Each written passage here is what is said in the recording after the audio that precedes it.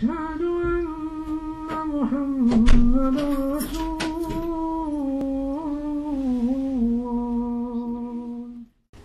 بسم الله والحمد لله والصلاة والسلام على رسول الله sallallahu alayhi wa sallam. Allah le Très-Haut nous dit dans la sourate, le voyage nocturne, Al-Isra: et ton Seigneur a décrété n'adorer que lui et marqué de la bonté envers les pères et les mères.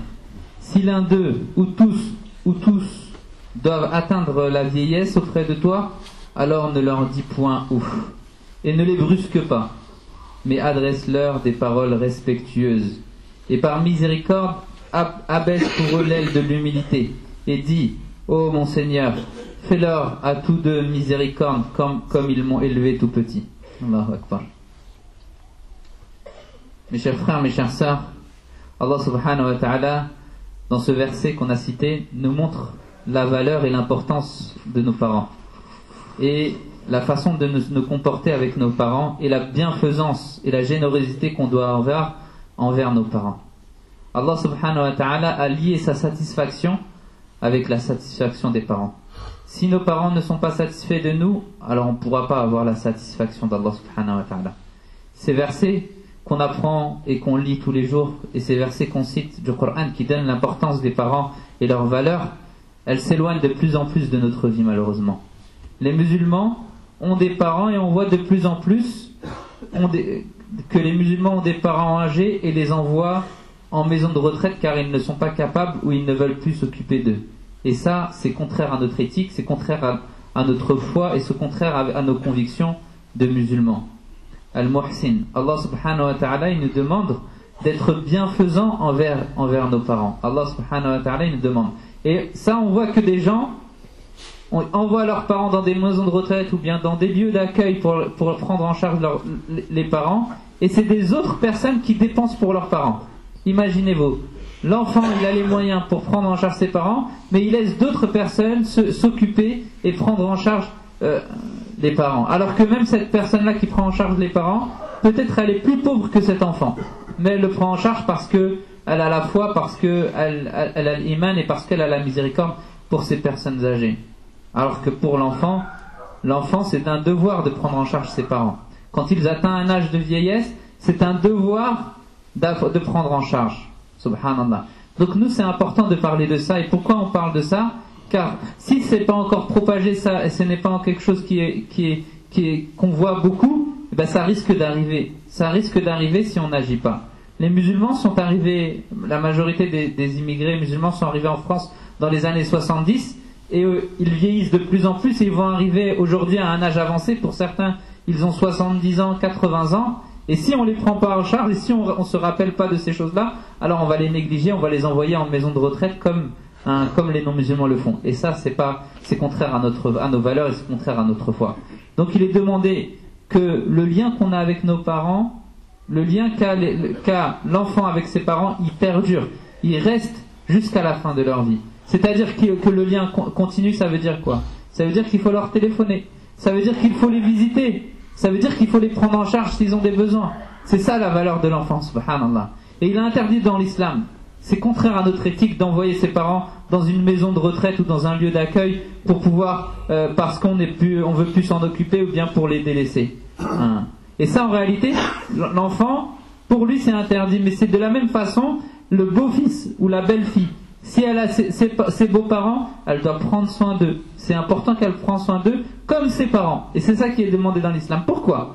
Parce que cette belle-fille, cette fille qui a ses beaux-parents, un jour elle aussi elle va avoir des enfants. Et ses enfants vont se marier. Et si elle ne prend, et ses enfants ils vont se marier, et elle-même elle aura des beaux enfants, elle aura des belles filles et des beaux fils. Et si elle n'a pas pris en charge de ses beaux-parents, de la même façon, comme tu as fait, on va te faire. De la même façon, ta belle-fille va te négliger. Donc il faut faire très attention. L'islam nous demande de prendre soin de nos parents, mais il nous demande aussi de prendre soin de nos beaux-parents, de mon beau-père et de ma belle-mère. Car si je ne prends pas soin de mon beau-père et de ma belle-mère, de la même façon, quand j'aurai des enfants, ma belle-fille et mon beau-fils ne prendront pas soin de moi et me négligeront. Et ça, mes chers frères, mes chères sœurs, on en parle pour que ça ne se généralise pas. Au minimum, même si ça peut arriver, et ça va arriver malheureusement, mais il ne faut pas que ça se généralise à un point où on demande à une personne où est ton père, et il va dire il est en maison de retraite, je l'ai envoyé en maison de retraite. Et ça, mes chers frères, mes chères sœurs, c'est contraire à notre religion. Regardez, dans les pays occidentaux, on a mis en place des fêtes comme la fête des pères ou la fête des mères pour que les gens se rappellent au moins une fois dans l'année l'importance des parents. Ils vont les visiter, ils vont les honorer, ils vont être généreux envers eux une fois dans l'année. Alors que nous, on n'a pas besoin de ça, mes chers frères, mes chères sœurs. Nous, les parents, on a leur valeur tous les jours. Nous, on doit visiter nos parents quotidiennement. Nous, on est avec eux, on a des liens avec eux quotidiennement. On n'a pas besoin de cette fête, on n'a pas besoin des fêtes des pères ou fêtes des mères. Mais si on néglige, à ce moment-là, on va arriver à cette situation. Donc mes chers frères, mes chères sœurs, celui qui a pris soin de ses parents, Allah lui donne le bien dans ce monde et dans l'au-delà. Et celui qui a pris soin de ses parents et que ses parents lui font des invocations, des du'a, ils lui font des bonnes invocations, alors il sera, subhanallah, Allah subhanahu wa ta'ala va lui donner les biens dans ce monde et ensuite Allah il va lui donner encore un plus grand bien dans le delà. Mais si les parents ne sont pas satisfaits de lui, à ce moment-là ils font des du'a, des invocations contre lui et il aura le mal dans ce monde et un grand mal dans le delà. Donc ça c'est un point très important que chacun d'entre nous doit se remettre en question et reprendre et donner la valeur et l'importance aux parents. Le prophète alayhi salatu wassalam nous parle de ces histoires et de l'importance des parents. Il nous a raconté l'histoire de Moussa alayhi salam. Le prophète Moussa alayhi salam, il parlait avec Allah subhanahu wa ta'ala, on l'appelait Kalimullah, celui qui parlait directement avec Allah. Et une fois Moussa alayhi salam, il a demandé: oh Allah, montre-moi qui sera mon ami proche au paradis. Qui est cette personne-là? Alors Allah subhanahu wa ta'ala lui dit: oh Moussa, tu veux savoir qui est ton ami proche au paradis? Alors il lui dit oui. Alors Allah lui dit: va à tel marché et tu vas trouver un homme, c'est un boucher, et c'est lui qui est ton ami proche au paradis. Alors Moussa alayhi salam, il est parti à ce marché, et il a demandé après cet homme, et une fois arrivé devant lui, il a vu que c'était un boucher qui vendait de la viande, et il lui a dit: oh un tel, je suis venu en tant qu'invité d'Allah vers toi. Il lui a pas dit, subhanallah, il lui a pas dit je suis le prophète d'Allah. Il lui a dit je suis venu en tant qu'invité. Laisse-moi venir chez toi en tant qu'invité. Alors cet homme-là lui a dit: ok, bien sûr, tu es le bienvenu. Attends que je finis de travailler et puis on ira à la maison. Quand il a fini de travailler, il prit quelques morceaux de viande avec lui et arrivé chez lui, il a commencé à cuire sa viande et il avait chez lui une maman, sa mère, très âgée, très avancée dans l'âge, à tel point qu'il ne pouvait pas la laisser toute seule. Et à tel point que quand il partait, il la mettait dans un endroit élevé, au-dessus d'une échelle, il la mettait pour qu'elle puisse pas être dévorée par les animaux, pour qu'elle puisse pas subir un mal de quelqu'un. Subhanallah. Et quand il a fini de cuire cette nourriture, cette viande, il a donné à manger à sa mère. Et une fois qu'il a nourri sa mère s'est dirigée vers Allah subhanahu wa ta'ala et a invoqué Allah et a dit: oh Allah, fais en sorte que mon enfant soit l'ami proche de Moussa alayhi salam au paradis. Fais en sorte que mon enfant soit l'ami proche de Moussa au paradis. Alors Moussa alayhi salam, quand il a entendu là, il lui a dit: voilà la bonne nouvelle pour toi, tu seras mon ami au paradis, tu seras l'ami de Moussa au paradis. Alors cet homme lui dit: comment peux-tu dire ça? Il dit: je suis Moussa, je suis le Moussa et Allah m'a annoncé que tu seras mon ami au paradis.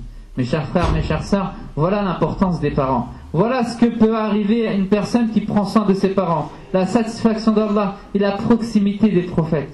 Allahu Akbar. Et ça, mes chers frères, il faut le souhaiter à chacun. Et il faut agir de cette manière-là. Donc celui qui veut la réussite, celui qui veut le succès dans ce monde et dans l'au-delà, alors il faut obéir à ses parents. Il faut être au service de ses parents. Qu'ils soient musulmans ou pas musulmans. Même nos parents, s'ils ne sont pas musulmans, il faut prendre soin d'eux et il faut leur obéir. Allah nous dit dans le Coran: et nous avons recommandé à l'être humain la bienfaisance envers ses parents. Allah il a employé le mot ihsan. Il n'a pas employé le mot al-haq. Il n'a pas employé le mot droit. Il a employé le mot bienfaisance. Ça veut dire quoi, bienfaisance? Ça veut dire qu'il faut dépasser le droit. Tu donnes plus que le droit à tes parents. Leur bienfaisance, c'est quelque chose qui est supérieur. Et s'ils te demandent de m'associer à une chose dont ils sont ignorants, alors ne leur obéis pas à cette association. S'ils te demandent à associer à Allah, ne leur obéis pas. Et accompagne-les dans ce bas monde, et sois bienveillant et prends soin d'eux. Voilà ce qu'Allah subhanahu wa ta'ala nous recommande envers nos parents. Donc mes chers frères, mes chères sœurs, je vous conseille et je me conseille à moi-même la crainte d'Allah subhanahu wa ta'ala.